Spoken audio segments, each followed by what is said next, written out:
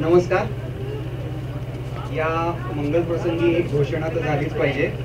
तुमचं आमचं नातं काय? अरे आवाज. तुमचं आमचं नातं काय? धन्यवाद. आपण या चित्रपटाचा टीजर पाहिलात, आपण या चित्रपटाची 2 गाणी पाहिलीत, या चित्रपटाचं पोस्टर पाहिलं, पण चित्रपटाची कथा किंवा चित्रपट काय आहे याबद्दल खरी आयडिया येते ते त्याच्या ट्रेलर नंतर.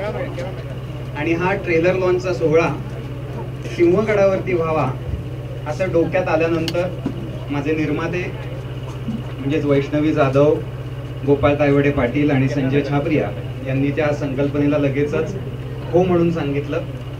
आणि माझी संपूर्ण टीम, PR ची टीम आणि तुम्ही सगळे मीडियाचे माझे मित्रमैत्रीण आणि अर्थात तुम्ही मंडळी, या सगळ्यांशिवाय हा कार्यक्रम शक्य झाला नसता.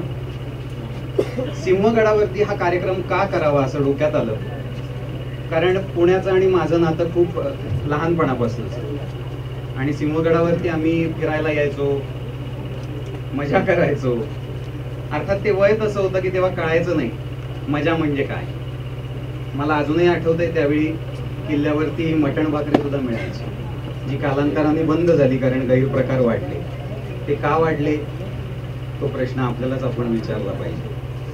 मजा ह्या शब्दाचा गैरवापर, मजा या शब्दाचा वेगळा अर्थ आजची पिढी घेऊ लागलेली आहे. मी सुद्धा त्यातच आहे. पण ह्या अशा जागा आहेत, ह्या अशा वास्तू आहेत की ज्याचं पावित्र्य फार वेगळं आहे. म्हणजे देवळात आपण जाऊन सिगरेट ओढू का? देवळात आपण जाऊन गुटखा थुंकू का? देवळात आपण जाऊन अश्लील चाळे करू का?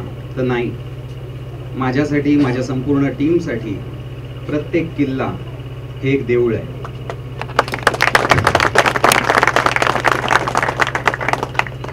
आणि कॉलेजमध्ये यायचो, किल्ला फिरायचो, दही खाऊन जायचो, मजा वाटायची. यानंतर मी माझं पुढचं शिक्षण घ्यायला म्हणजे MSc साठी UK मधल्या एका युनिव्हर्सिटीमध्ये गेलो आणि कालांतराने लंडन सिटीमध्ये एक जॉब करत होतो.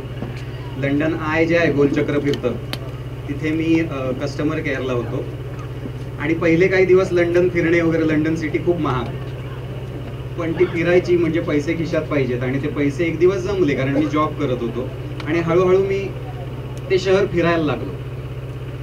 आणि एक दिवस मी तिकीट काढलं बकिंगहॅम पॅलेसचं, जिथे इंग्लंडची राणी अनेक वर्ष राहतीये, राणीचा देश ज्याला आपण म्हणतो.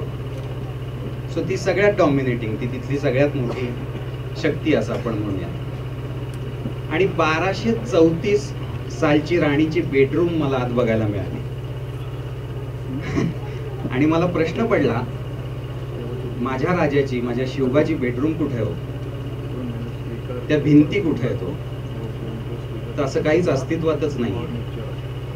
मी कधी दाखवू शकतो की महाराज इथे बसायचे, हे महाराजांचं सिंहासन, या महाराजांच्या वस्तू, असं आपल्याकडे काही अवेलेबलच नाहीये.